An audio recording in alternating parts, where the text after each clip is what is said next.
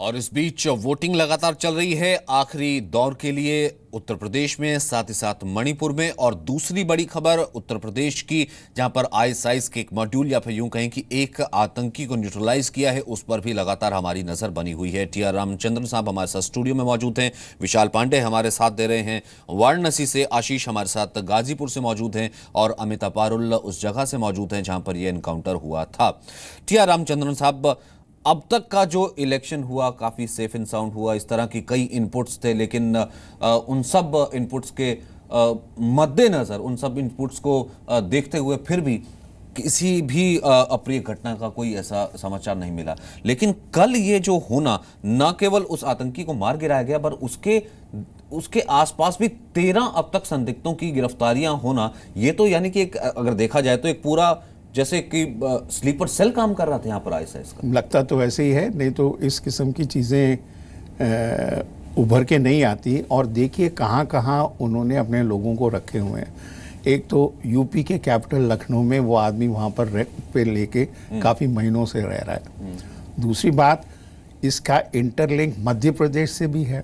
कल एक मध्य प्रदेश में रेल में बम फूटा और उसमें 9 लोग जख्मी। हाँ, वो जोड़ा भी गया है। पर मेरे ख्याल में जो अथॉरिटीज़ हैं और एटीएस एंटी टेररिस्ट स्पेशलिस्ट जो हैं, they are trying to play it down. अब ये नहीं समझ आ रही कि क्यों इसको प्ले डाउन कर रहे हैं। और दूसरी तरफ जो और भी इम्पोर्टेंट चीज़ है कि यूपी में इलेक्शन का आखिरी राउंड है। शुक्र करें कि आखिरी राउंड में जाके ये, इसके बाद इस फेज ऑफ इलेक्शंस ख़त्म है। रिजल्ट 11 तारीख को आएंगी। तो पर मेरे ख्याल में इनको भी दाग देना चाहिए। दे शुड बी प्रेज्ड कि यूपी के एटीएस यूनिट ने जिस तरीके से इस एक आतंकवाद को मारा वहाँ पर, और उसके बाद हथियार सब बहुत थे। और अगर वो 13 घंटे अपने आप को डिफेंड कर सकता था, तो मेरे ख्याल में कोई मायने रखता है कि एक आदमी, एक अकेला आदमी एक घर में एटीएस की बुलेट्स को लेता था। सब मौजूद हूँ और उसने फायर भी काफी की इनके ऊपर, काफी की है जी। रह तो आखिरकार ये कोई छोटी सी चीज नहीं है। बिकॉज ये भारत में, अब केरला में बड़े स्मॉल जगह से शुरू हुई और ये सोशल मीडिया के थ्रू स्प्रेड हो रहा है। हमारे यहाँ अभी भी नंबर्स छोटे हैं, बट इनको यहाँ पाकिस्तान से अगर मदद नहीं मिल रही होती तो इतने जगह वो हो नहीं सकते। मतलब आउटराइटली डाउन प्ले तो नहीं कम से कम किया जा सकता है कि बिल्कुल इसी तरीके से ये कह दिया जाए, जैसे पहले बिल्कुल डिनाइल ही कर दिया जाता था कि नहीं, आईएसआईएस से तो हम बिल्कुल प्रोन है ही नहीं, यहाँ पर आईएसआईएस कभी आ ही नहीं सकता। लेकिन ये एक बहुत अलार्मिंग स्थिति सामने आ रही है। और विशाल, इसकी कुछ शेडो पोलिंग जैसे जैसे आगे बढ़ रही है, क्योंकि आप जहाँ पर मौजूद हैं, अब इस चीज की बात तो होगी, क्योंकि लखनऊ में कल एक ये बहुत बड़ी खबर और एक बहुत बड़ा एनकाउंटर हुआ है। बिल्कुल सचिन, जो लखनऊ में कल एनकाउंटर चला है उसकी चर्चा शहर में रही, लेकिन यहाँ पर सब कुछ शांतिपूर्ण है। हमने सुबह से कई पोलिंग बूथ का जायज़ा लिया।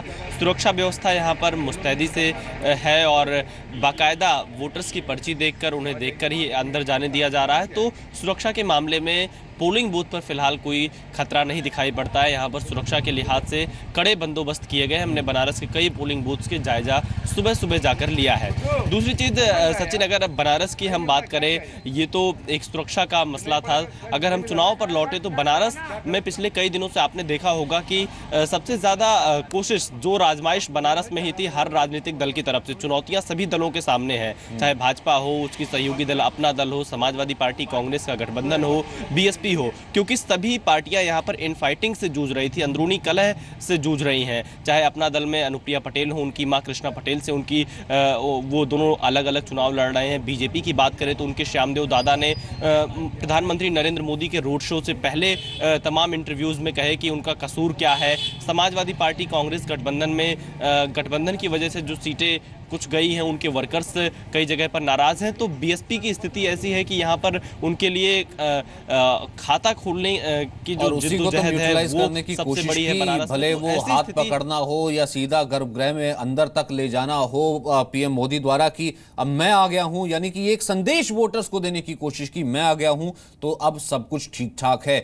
लेकिन वो संदेश क्या अब वोटिंग में या फिर यूं कहें कि बीजेपी के पक्ष में तब्दील हो पाता है, ये तो खैर 11 तारीख को ही पता लग पाएगा। लेकिन नजर हमारी लगातार रहेगी विशाल।